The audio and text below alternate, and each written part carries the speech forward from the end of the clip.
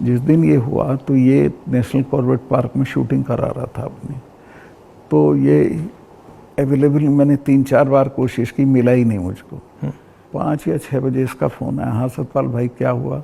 मैं कहा हमारे इतने लोग मर गए हैं और हमारी गलती से मरे हैं। तो बोला नहीं नहीं चुप रहना, अभी कुछ नहीं बोलना इस पर। फिर 1 घंटे बाद ये डोभाल जो मेरा क्लास फेलो रहा लॉ में मेरठ में, तो इसका फ़ोन आया, सतपाल भाई आप बोल दी। मैं 2 चैनल को बोल चुका था ये बात, तो इन्होंने कहा नहीं नहीं कुछ नहीं बोलना इस पर। मैं कहा ठीक है, मैं समझा कुछ जांच वाँच कराएंगे, उस पर असर पड़ेगा। कुछ भी नहीं। तीसरे दिन इनका आ गया कि ये पुलवामा की शहादत को याद रखो और अब हम बालाकोट करेंगे, ये करेंगे, वो करेंगे। और अभी तक उसमें कुछ नहीं हुआ? कुछ नहीं, करना भी नहीं है इसको। पुलवामा के शहीद जिस तरह हुए थे इसलिए हुए कि उन्होंने 5 एयरक्राफ्ट मांगे थे।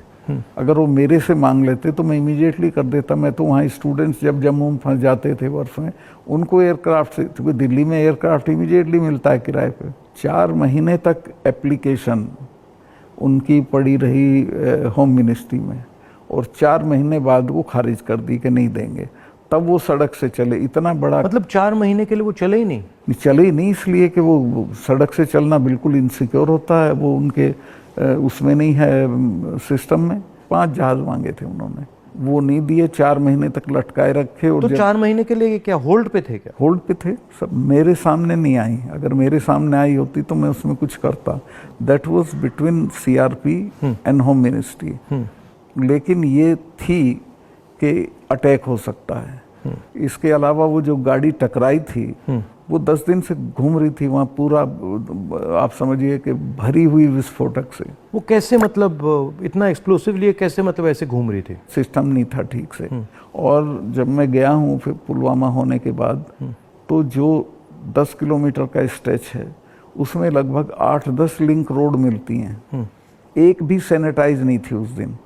बल्कि हम तो जब अपनी पुलिस को भेजते थे कश्मीर की, तो पूरी रोड पे सिविल ट्रैफिक बिल्कुल रोक देते थे, सैनिटाइज कर देते थे, तब भेजते थे। ना हाईवे सैनिटाइज था ना वो लिंक रोड। और लिंक रोड जहाँ हाईवे में मिलती है वहाँ रिवाज ये है कि वहाँ एक जिप्सी खड़ी होनी चाहिए जो उसे रोक दे कि नहीं भाई ये काफिला चला जाए सीआरपी का, तब जाना। ब्लॉक कर कुछ नहीं था, there was nothing like that. तो जब आप वहाँ गए, जैसे पॉलिटिक्स में हम ऐसी घटनाओं में जाते हैं, तो जब हम कहीं पहले पहुँचते हैं कोई माइंड में कोई फीलिंग आती है, तो इसमें आपकी क्या फीलिंग आई थी जब आप पहली बार वहाँ गए? आप मेरा यकीन करेंगे, आई वॉज इन टीयर्स। और मैंने इसको फ़ोन किया, मुझे नहीं मिला। जब 5 बजे मेरी बात हुई तो मैंने कहा हमारी गलती से हुआ ये। तो बोला नहीं नहीं इस पर आपको चुप रहना है। मैं चाहता था कि कुछ सर इसमें कटने चाहिए जिनकी जिम्मेवारी थी। कुछ भी नहीं, किसी का नहीं, कुछ नहीं हुआ। उसको इलेक्शन के लिए यूज़ करना चाहते थे कि ये पाकिस्तान ने किया, हमारे जवान मारे और अब हम हराएंगे। भारत जोड़ो यात्रा में हम वहीं से निकले, एक्चुअली साइट से निकले, पुलवामा से। तो मुझे ये लग रहा था कि जो आपने बोला कि ऐसी जगह पे, स्ट्रेटेजिक जगह पे इतना एक्सप्लोसिव कहाँ से आ गया, कैसे आया, वो मेरे दिमाग में क्वेश्चन था। सारा पाकिस्तान से आया था, बट इतना 600-300 किलो। हाँ, ये बॉर्डर तो हमारा पोरस है, और ये इतना एक्सप्लोसिव इंडिजिनसली प्रोक्योर करते तो वो बात फैल जाती। ये 10-12 क्विंटल तो आया हुआ था, उसमें से ये गाड़ी पूरी भरी थी एक्सप्लोसिव से।